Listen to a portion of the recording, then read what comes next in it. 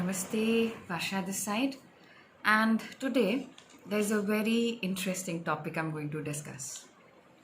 Now, I have had the privilege, I would say, of experiencing near death experience, out of body experience, and I'm a walk in soul. So I'll explain it, slowly. Well, the first is what's a near death experience? So, well, according to Wikipedia or according to researchers and doctors, a near death experience is a profound personal experience associated with death or impending death, which researchers claim have similar characteristics. When positive, such experiences may encompass a variety of sensations, including detachment from the body, feelings of levitation, total security, warmth, experience of absolute dissolution, presence of a light, and when negative, such experiences may include sensations of anguish and distress. So, I think the oldest near-death experience was ever recorded in human history was in 18th century. Okay. Now, what is an out-of-body experience? Out-of-body experiences are defined as experiences in which a person seems to be awake and sees his body and the world from a disembodied location outside his physical body. So you may have seen some documentaries or movies where there's a very complicated surgery is happening, probably a heart surgery or any other organ surgery, and the patient who's put on anesthesia, he just happens to leave his body and he's at a height, he levitates, the soul levitates, and he can see the surgery or the operation going on. There are many such instances recorded, right? Now, what's the I would say the relation between near death experience and out of body experiences? Now, near death experience often includes out of body experience. How? I'll explain. See, both these phenomena happened with me in the year 1997. The doctors, I was very, very sick. The doctors were not able to diagnose what had happened to me, and my parents were sick and tired of going to, doctors, different doctors, one after another. They were just rushing to the nearest hospitals and anybody they knew. But nothing helped me. I used to vomit blood. I was that sick. And some doctors say, they claim that I was 1 week away from my clinical death. So that was the severity of my sickness or my pain, physical body. I was in a lot of pain. I was groaning in pain. And I think I was on bed for about 9 to 10 months. I was bedridden like a vegetable. And on one of such days, when I was bedridden, I remember my dad came from office to make me eat a piece of apple, because after which he was supposed to give me medicine. So while he was cutting the apple, I remember I died. My heartbeat stopped. I left the body. The soul levitated and it went up very high in the sky, and then I see a tall being there. I don't remember the features of the face because the guy, I would say the guy because the voice sounded like a male voice, very heavy tone voice. So I kept on looking and my neck was aching, and he just said that, Vasha, you don't have to stretch your neck so much. You cannot see me. I'm really tall. And I was like, okay, so who are you? He said, don't bother about that. Just tell me, what's your name? I said, I'm Vasha Mohanty. And then he says, no. I think we actually pulled the wrong soul. You have to go back. And I start laughing there. I was like, oh, I saw a Hindi movie like that, when you pick up the wrong soul and by the time he realizes his body is burnt and he's not able to go back. He says, don't laugh, look down. When I looked down, I was actually floating on the clouds. My dad was screaming, Vasha, wake up, because there was like no heartbeat, no pulse. And he was scared like anything. I came back, and the moment I saw that, I was like, oh shit! And I came back. And then I said, Dad, and he was like, oh my God, you fine? I said, yes. Many years later, when I asked him if he had noticed the time lapse, between I left the body and I came back, he said, my heartbeat was missing for about 40 seconds. But what I felt as a soul floating on clouds and talking to that being, I felt as if it was like 40 minutes. So the first lesson I learned in that short frame of time is that time does not exist beyond Earth. So what seemed 40 minutes beyond Earth was actually 40 seconds on Earth, or it could be vice versa. That was my first lesson. Secondly, I also realized that it was an out of body experience. Of course, I could see my body, I could see the world. And secondly, it was a near death experience as well, where I died and I came back. It took me many years to digest this whole episode. It was very traumatizing. It was very, very traumatizing. And I think it took me more than a decade to release all those memories of physical pain, emotional trauma, and whatever I went through as a sick girl, who was on medications and prayers. Everybody was praying because everybody had decided that I would be dying very soon.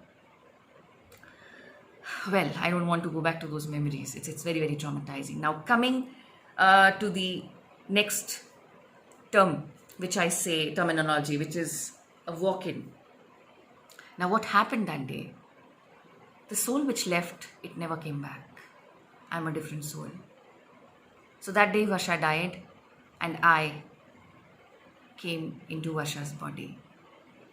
So you could actually call me by my divine presence name, which is Tasia, or you can call me Varsha, it doesn't matter. And what is actually a walk-in soul? Well, it's a new age concept of a person whose original soul has departed their body and has been replaced with a new or a different soul. Now, there are 2-3 ways through which it can happen. It happens when there is an accident, or there is a trauma, or maybe there is a soul contract or agreement between two souls that one soul will leave, the other will enter the body. So I personally feel that I belong to the third category, where I had a soul contract that Varsha's, I say Varsha because this is the nickname given by my biological parents. So it is easier for you guys to understand. Okay. So when she left and I entered, it was a very different experience for me. It took me a while to understand what had happened to me. And overnight I had become a pure vegetarian from a hardcore non-vegetarian. Varsha loved non-veg food. And I started reading a lot of spiritual scriptures. I started reading about the Vedas, the spiritual gurus. Autobiography of an Yogi was my favorite. Tibetan Book of the Living, Tibetan Book of the Dead. I started reading all these books. Dr. Brian Weiss, all the books, all the 6 books. I was crazily doing a lot of research. Who am I? Why am I here? Why did I descend, Because generally what happens, this is my understanding, that when a soul walks in from a higher realm to a lower vibrational area or to a dense area, it is difficult for that soul to adjust. And I think I'm still struggling with the so-called, worldly things. I mean, I don't understand most of the things what humans talk. I really don't understand. They say something, they mean something, and they feel something else. And again, I'm an extraterrestrial, right? Because I'm from Lyra and I'm a starseed. Now, I'll help you understand something else as well. When I opened the Akashic records through a trained Akashic reader, she told me that I have had 6 past lifetimes where me and my beloved, both of us were killed or murdered every time we were 16 or 17. Yeah, it was very traumatizing. So all those 6 births, lifetimes, it took me a lot of time. Last 7 years, I've been just trying to, heal and release all this. I got to know this just few years back through the Akashic records, and I've been trying to transmute, purge, release whatever traumatizing memories or experiences are associated with me and my beloved, And now, to my amazement, this lifetime, when Varsha died and I came, she was already a teenager, or maybe she was just going to enter her teens. Now, there's a pattern I broke. Last 6 lifetimes, I was dying very young. And this lifetime, I entered a body when the body was already almost in her teens, or maybe she was 10 or 12. I don't remember. I don't want to quote that. I won't say I won't remember. I don't want to quote that. So, there was a pattern which I broke. Dying young. So, in this lifetime, what my soul decided that it is going to enter into a body where the body is already a grown up person, where the body is of a grown up person. Right? Now, why am I here as a walk in? Why not as the original soul? I really don't know. What I understand is it was most probably in my soul contract that I would be taking birth in the time when there would be lot of wars, lot of genocides, lot of murders, lot of rapes, lot of mental, sexual, physical, emotional and spiritual abuse happening. Because now I can understand and relate why I descended, why a walk-in soul had to enter Earth's atmosphere at a time when Gaia actually needs people like us. I don't say that you and me are different. All of us are equal because we were all created in the same light. We were all created out of love of God for us. All I mean is that I have a soul mission about which I'm very, very determined and I'm very serious. I think this is the only difference between you and me. There's no other difference. We all are equal. Another thing I want to discuss is when I did a lot of research on internet, I've seen a lot of people write that when a soul comes back, whether it's I'm talking about the people who have had near-death experience or an out-of-body experience. In both the cases, what happens is when the soul comes back, they have some special abilities, psychic abilities like, clairvoyance, clairaudience, clairsentience, clairsalience, claircognizance, and so on. But in my case, nothing of these psychic abilities ever happened after my near-death because I was a different soul. Yeah. So I think I am an exception to all those research documentaries or research papers on internet. And I'm happy. And I'm proud to be one walk-in soul. At least I'm able to talk to you all, help you to understand that there is life beyond what our physical eyes see. There is a world beyond what our physical eyes see, right? So I'm from a different world, from a different constellation, here within, like among you all. And I'm just trying to figure out that what am I here for, and how long I'll be here for. These questions bother me. Although I know, yes, partly I'm aware that, okay, this is my soul mission. Until and unless my life purpose was not aligned with my soul purpose, I was absolutely restless. See, previously I was a university professor. I was not at peace at all. The day I started healing and doing card readings, that is the time when my soul experienced some kind of solace. So my life purpose aligned with my soul purpose, which is to assist Gaia and all of you to learn the art of loving unconditionally and to forgive everyone.